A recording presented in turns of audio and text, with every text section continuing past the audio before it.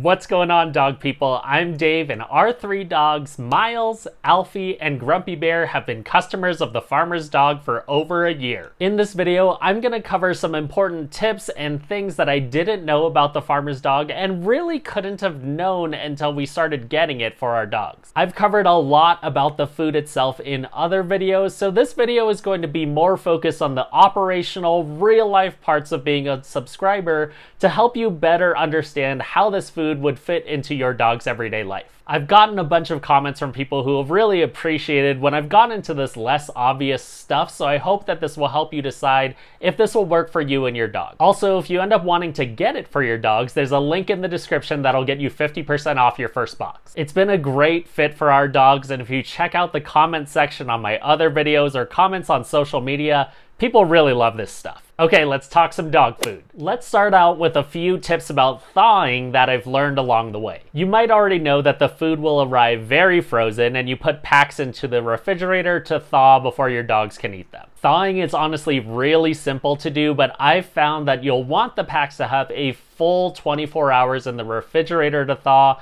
instead of just putting them in there overnight. But if you completely forget to move a pack to the refrigerator, which I promise will happen at some point in your Farmer's Dog experience, you can run a pack under some warm water to help thaw it faster, and that'll work in a bind. Also, if you put multiple packs in your refrigerator to thaw, don't stack them right on top of each other or right next to each other. Because of how frozen they are, it might seem obvious, but the packs will kind of keep each other frozen if they're pressing against each other. So depending on how you're feeding your dogs, and if you're able to thaw a couple packs at a time, just give them a little bit of space away from each other so that they can thaw more efficiently. I know this sounds simple, but it can make a huge difference in how fast your food will thaw. However, when you're traveling, you can actually use this to your advantage in a few different ways. Because of the way that the packs keep each other frozen, we've been able to pack just enough food for a weekend in like a soft lunchbox container to keep them pretty frozen until we get to where we're going. So depending on how long you're in the car, you could do something like thaw a pack in the refrigerator for the drive,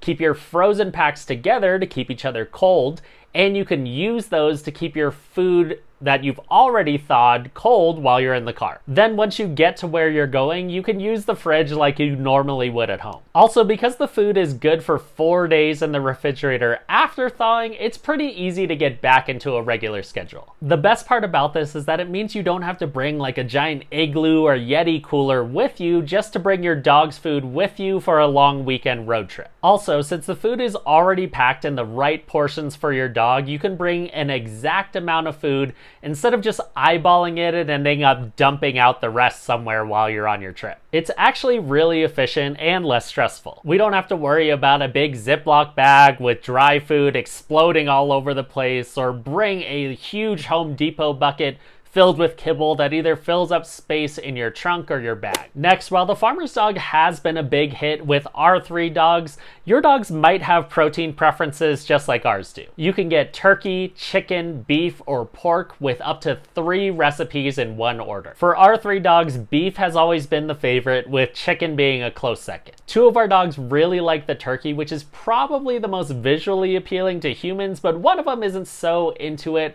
so for that reason, we just stick to beef and chicken in our order, and chances are the other 2 don't really remember what they're missing. And I might be underestimating their enjoyment of the turkey, but really they're fine with the beef and chicken. So if you already know that your dog just really isn't into a certain type of protein in all different forms, that's a really good thing to know and be aware of. Even if the Farmer's Dog is fresh food made for dogs, if your dog just generally isn't into beef, it might not have its mind changed even if the food is better. The good news is that you're not really locked into anything in terms of protein choices. If you find out that your dog really prefers 1 or 2 different types of proteins, no one at the Farmer's Dog is going to lock you into some variety pack that gives you a bunch of food that you know that your dog won't like. You do what works for you and your dog. This is not like going to Costco and getting that LaCroix variety pack with a bunch of lime flavors and you kind of get what you get with no say in it. You're in control of the proteins that your dogs get, and you can change it if your dog's preferences change down the road. Another thing to be aware of is that you're going to need some space in your freezer. For us, we live in the burbs, so we have a standard old garage fridge that is generally pretty empty except for alcohol that people leave at our house from barbecues. It looks exactly like what you'd think someone's old garage fridge looks like, except for it's not filled with a bunch of freezer burn stuff. Because we have the space, we get 23 packs at a time. It saves us a little bit of money per pack. However, if you're tight on freezer space, the farmer's dog will work with you to create a plan that works with the space that you've got. To show you how much space this would take, this is what 13 packs looks like in a freezer, and remember that you'll generally have at least one pack in your refrigerator at all times. Obviously, depending on your situation, you could turn them the other way, or you could use the top section of the freezer to put them in 2 stacks,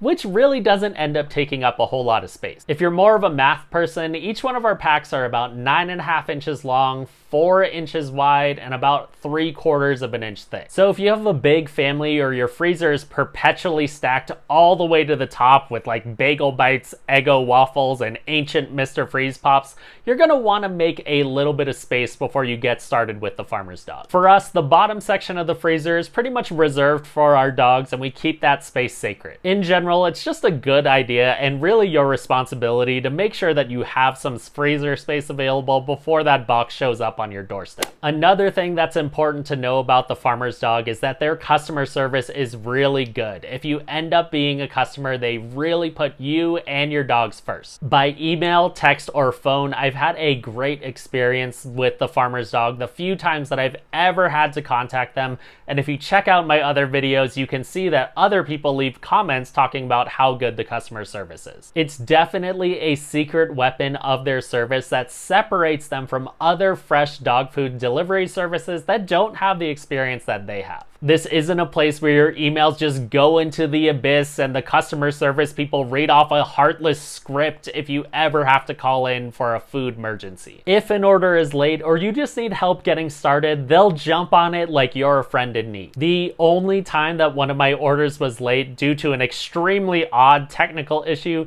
they refunded me for any days that I had to ration our dog's food. They also expedited my next order because my schedule got messed up, and it's never happened since. After the first time that I contacted them, I had a box of dog food on my doorstep in 2.5 days, which is insanely impressive from a logistical perspective for a fresh product. They know how important it is to get your orders on time and like clockwork, and they're built for it. It's like they know that dog people really care about their dogs, so they'll help any way that they can, and they will use the communication medium that works best for you. Much respect to whoever trains the customer service people at the farmer's dog, because they're pretty great at what they do. Okay, so I'm sure that I'll think of some more stuff soon, but I hope that this video helped you learn some more about the farmer's dog while you're doing your research. If you haven't ordered it yet, I was in your same position over a year ago, so I applaud you for doing all of this homework. It's been a great fit for our dogs and our lifestyle. Of course, if you enjoyed this video, please give it a like or share with that friend that you know is thinking about trying out the farmer's dog. Thanks so much for watching, and whatever you end up choosing, I hope that you find the right food for your dog.